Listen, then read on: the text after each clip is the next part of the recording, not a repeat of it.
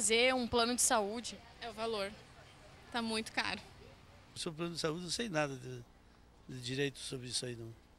Eu tenho o São Vicente, o cartão de São Vicente. E é bom? É muito bom. Você acha justo os preços, os atendimentos? Para mim tá bom. O IP já foi bem melhor. Tá?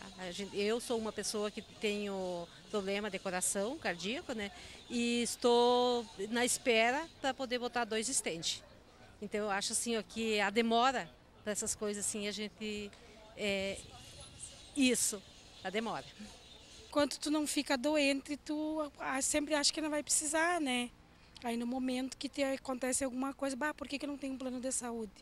Dependendo da situação, às vezes eu pago e não espero pelo SUS, né? Muitas vezes tu tem que pagar porque o SUS não resolve nada, né?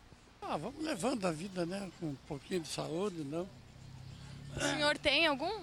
Não tem nenhum. Às vezes tem preços que são um pouco altos, né? Que às vezes tem pessoas que não tem como pagar e precisam de um plano, né? E dependem só do SUS e às vezes o SUS não está disponível. Olá, está começando agora mais uma edição do programa Pílulas do Consumidor. Hoje vamos falar sobre os planos de saúde e os problemas que os consumidores enfrentam ao tentar realizar. Aqui eu recebo a professora de Direito, Aline Gomes. Seja muito bem-vinda ao programa. Olá, Bruna. Muito obrigada. Então, eu vou te perguntar qual a principal reclamação dos usuários do plano de saúde. A principal reclamação ela está vinculada ao reajuste dos preços mensais e anuais que são pagos para os planos de saúde. Existe a possibilidade, uma regulamentação pela Agência Nacional de Saúde Suplementar para que aconteça um reajuste anual, sempre na data de aniversário do consumidor, e um reajuste também conforme uma tabela prevista na lei que regulamenta os planos de saúde, que é a Lei 9656 de 98. Então, o primeiro reajuste ele vai acontecer a partir dos 19 anos. Então, do 0 aos 19 anos, o preço da mensalidade se mantém fixo. Depois dos 19 anos, há o primeiro reajuste. E aí, posteriormente, o reajuste ele vai acontecer de 5 em 5 anos. E a última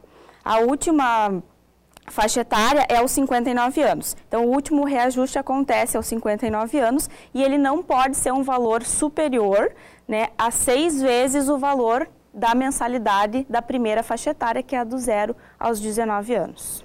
Nem todos os tipos de planos têm direito à internação hospitalar. Quais são esses tipos de planos que incluem, então, a internação? Existe uma lista de serviços obrigatórios mínimos que são regulados pela Agência Nacional de Saúde e são reajustados de 2 em 2 anos.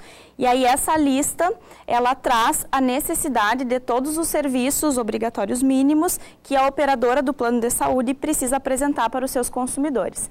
A internação hospitalar, ela não se enquadra nesses serviços mínimos obrigatórios. Então, vai depender do interesse do consumidor em querer contratar, né, esse tipo de serviço. Então, são 3 planos que possibilitam a internação hospitalar.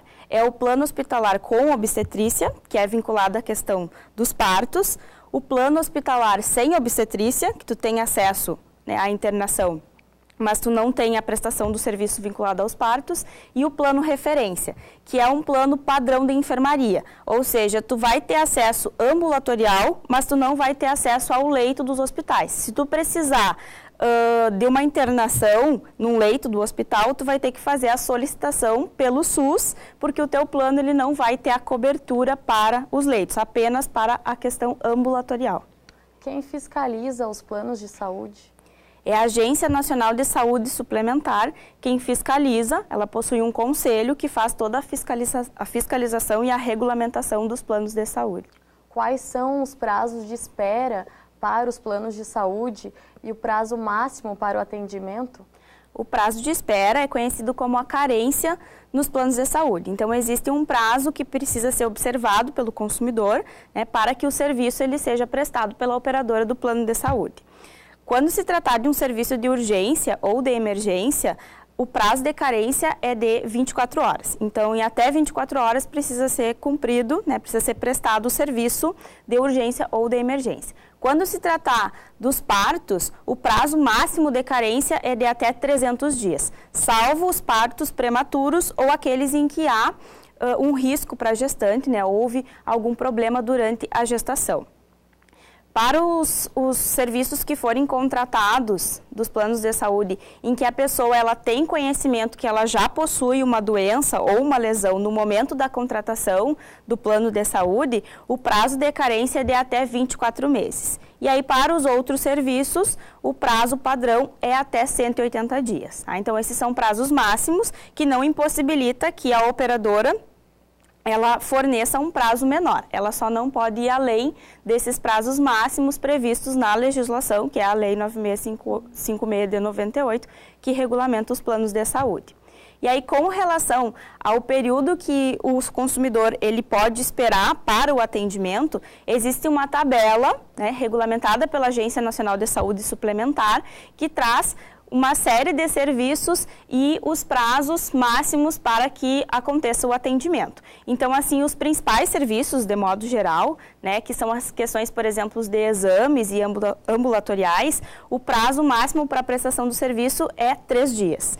Quando se tratar de consultas médicas vinculadas à pediatria, à clínica geral e à ginecologia e obstetrícia, o prazo máximo é 7 dias.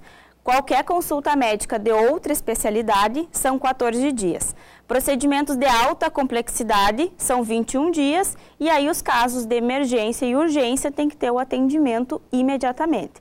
Então, o consumidor, ele vai procurar o atendimento que ele necessita e aí, se ele não encontrar nenhum profissional do serviço que ele precisa, para que seja atendido naquele prazo estabelecido pela Agência Nacional de Saúde Suplementar, ele pode entrar em contato com a sua operadora para que ela tente, né, localizar um profissional dentro da área de cobertura para fazer a prestação do serviço. Se a operadora não cumprir os prazos que estão previstos na lei, o consumidor ele pode entrar em contato com a Agência Nacional de Saúde Suplementar, né, para que ela tome aí as medidas cabíveis para que haja o cumprimento, né, desses prazos que estão previstos na legislação. Então, quem fiscaliza os planos de saúde? É a Agência Nacional de Saúde Suplementar. Quais alguns cuidados que o usuário precisa ter para contratar algum plano de saúde? A primeira coisa que o consumidor precisa fazer quando ele for contratar o plano de saúde é conferir o registro da operadora do plano de saúde junto à Agência Nacional de Saúde Suplementar, né, e verificar quais são as reclamações, né, a incidência de reclamações que aquela operadora possui, para ter uma noção de como que é a prestação do serviço daquela operadora no mercado de consumo. Além disso, o consumidor precisa ficar atento a todas as cláusulas do contrato, fazer uma leitura de todas as cláusulas do contrato. Se ficar com alguma dúvida, procurar, né, os profissionais da área para que ele possa sanar suas dúvidas, verificar qual é a necessidade, né, realmente que ele possui, quais os serviços que são necessários que ele vai precisar utilizar para ver se eles vão ser contemplados dentro desse contrato que ele está realizando, né?